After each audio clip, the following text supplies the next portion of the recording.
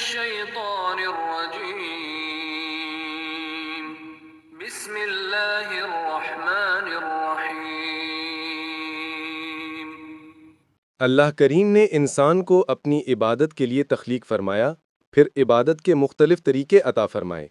نہ صرف ان کو عبادت کا حکم سمجھ کر عمل کرنے کا فرمایا، بلکہ اس پر نہایت اجر و ثواب اور انعامات بھی موعود کیے، تاکہ معرفت خداوندی کا راستہ مزید ہموار ہو۔ ان میں سب سے اہم وہ فرائض ہیں جو کہ ہر شخص پر اس کی کیفیت کے موافق لازم ہوئے۔ فرض نمازوں میں نماز جمعہ کو خاص فضیلت عطا فرمائی، یہاں تک کہ قرآن پاک میں پوری سورہ جمعہ نازل ہوئی۔ نماز جمعہ کی فضیلت کے بارے میں حضور صلی اللہ علیہ وآلہ وسلم کے 5 فرامین آپ بھی سنیے اور پڑھیے۔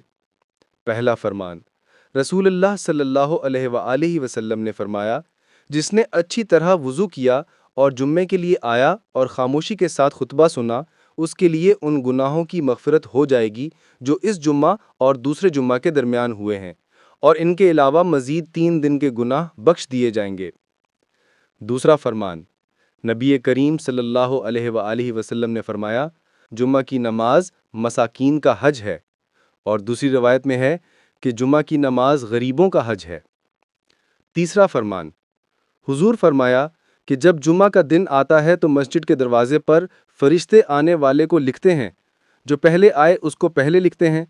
جلدی آنے والا اس شخص کی طرح ہے جو اللہ پاک کی راہ میں ایک اونٹ صدقہ کرتا ہے، اور اس کے بعد آنے والا اس شخص کی طرح ہے جو ایک گائے صدقہ کرتا ہے۔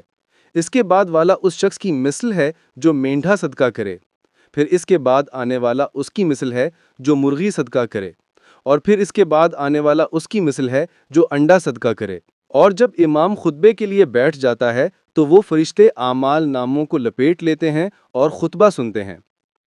چوتھا فرمان، آخری نبی صلی اللہ علیہ وآلہ وسلم نے ارشاد فرمایا، بلا شبہ تمہارے لیے ہر جمعے کے دن میں ایک حج اور ایک عمرہ موجود ہے، لہٰذا جمعہ کی نماز کے لیے جلدی نکلنا حج ہے، اور جمعہ کی نماز کے بعد عصر کی نماز کے لیے انتظار کرنا عمرہ ہے۔ پانچواں فرمان، رسول کریم صلی اللہ علیہ وآلہ وسلم نے ارشاد فرمایا، 5 چیزیں جو ایک دن میں کرے گا اللہ پاک اس کو جنتی لکھ دے گا۔ پہلا وہ شخص جو مریض کو پوچھنے جائے، دوسرا وہ شخص جو جنازے میں حاضر ہو، تیسرا وہ شخص جو روزہ رکھے، پانچواں وہ شخص جو جمعہ کو جائے، اور چھٹا وہ شخص جو غلام آزاد کرے۔ معزز سامعین، نماز جمعہ کے فضائل اور احادیث میں تاکید و ترغیب اس بات کا تقاضا کرتے ہیں کہ ہم جمعہ کی نماز کو اپنے اوپر لازم کر لیں تاکہ اس کے فوائد بھی حاصل ہوں اور جمعہ چھوڑنے کی سزا سے بھی بچ جائیں۔ اللہ کریم ہمیں تمام نمازوں کا پابند بنائے۔